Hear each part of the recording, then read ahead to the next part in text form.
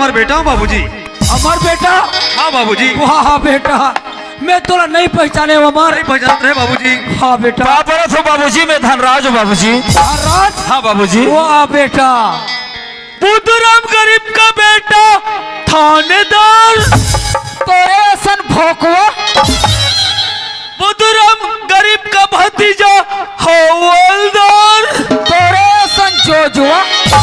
अब तेरा क्या हाल होगा रे कालिया? अब ते छेरी चरा मेरे कालिया। बेटा अमर। हाँ बाबूजी।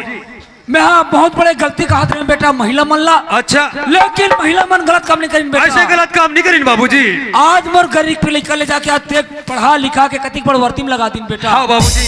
अब हम गरीब नहीं हैं बाबूजी। हाँ अब तो बेटा। बहुत बड़े अभी आदमी बन गए बाबूजी। हाँ बेटा, लेकिन तोर माँ कहाँ के बेटे के पता नहीं है बेटा। बुला ले बाबूजी माला। हाँ बेटा।